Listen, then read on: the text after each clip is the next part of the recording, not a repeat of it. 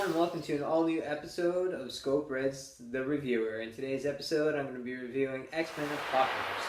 Now, I was lucky enough to see this film on the weekend, and if you think I'm going to bash this film, then you should turn this video off right now, because I actually really enjoyed it.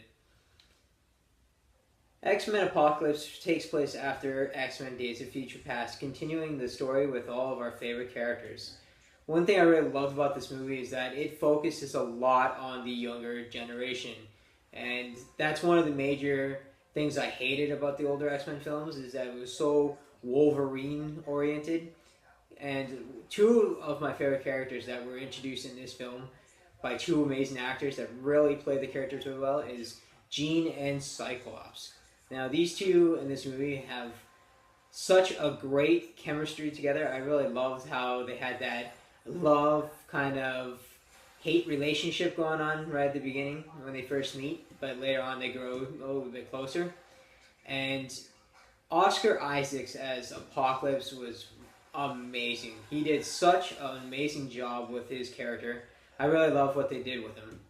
Now, most of my knowledge is coming from the 90s cartoon series and X-Men Evolution, which is another cartoon series that came out in the early 2000s. Now, Apocalypse storyline looks like it was ripped more out of the Evolution storyline, and very Egyptian universe kind of thing, which I really love. I love a lot of things with Egyptian, as you can tell with my shirt. But a lot of people really didn't like this film, which I don't understand why. To me, I found it enjoyable. Found it very heartwarming. You really feel for these characters, especially with Magneto, spoiler, losing his family, which is really nice. It really showcases how he tried to be human. He took Charles's advice to become a human, but this, because of what happens, it pushes him back into being the Magneto that we come to love. I really thought that a lot of the characters really got some pretty good screen time. A few didn't get as much as I thought they would, like Psylocke and a few other characters. I really loved what they did with Nightcrawler. I thought he was amazing. Now, I have to say that I really loved this film a lot more than I did Civil War. And that's kind of hard because I really love Civil War. The only thing that I found about Civil War is that it had a lot of things bunched together in their storyline. Not that it was overpacked, I just think that it could have done without a few stories to it. I know that they wanted to tie up a lot of the stuff that happened in past Marvel films, which is fine because I love that connection. Though I have to say, even with the X-Men Apocalypse, it gives us glimpses of the past movies and shows us that they're still part of the mythos, like with Jean and Wolverine and all those other characters, and even just snippets of dialogue that was taken out from X-Men 2 and such. I really love that.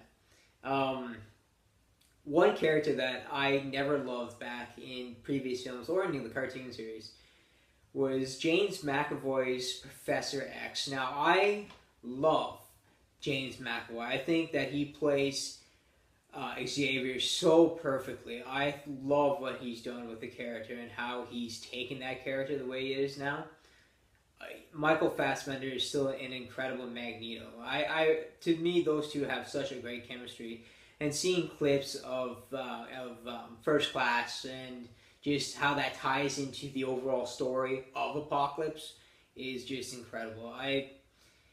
Like I said, there's a lot of bad stuff going around. People don't really care for the movie as much as Days of Future Past, but I actually prefer this one a lot more than Days of Future Past. One reason is that I found Days of Future Past a little slow on some parts. Not to mention, I don't know what the critics were talking about, because X-Men Days of Future Past had a huger cast than Apocalypse. Now, about that is that I also found that the Rogue storyline, the Rogue's director's cut, was a better film, and that should have been what was in theaters. Not that I didn't like X-Men Days of Future Past, but I thought, to me, I would have put it as the theatrical release. yeah, so if you haven't seen this movie, I do highly recommend it. It is an amazing film. It's a perfect X-Men movie. I don't know why some people are saying it's due to a fatigue of comic book movies. We've had three amazing comic book movies so far, so this to me adds as the fourth, and it won't be the last since we do know there's Suicide Squad and Doctor Strange and even Ninja Turtles next week still coming out. So my review is a little different. It's out of 5 scopes, and I give X-Men Apocalypse a 4.5 out of 5. I thought that, for me, this is my opinion, I thought that it was probably my second favorite comic book movie of the year so far. Batman v Superman being my first. And, Civil War, like I said, I loved Civil War, but I still love X-Men Apocalypse more than I did Civil War. So it's just a point below Civil War. Point above Civil War, sorry. But yeah, if you like this video, please subscribe. I'm going to be doing a lot more reviews.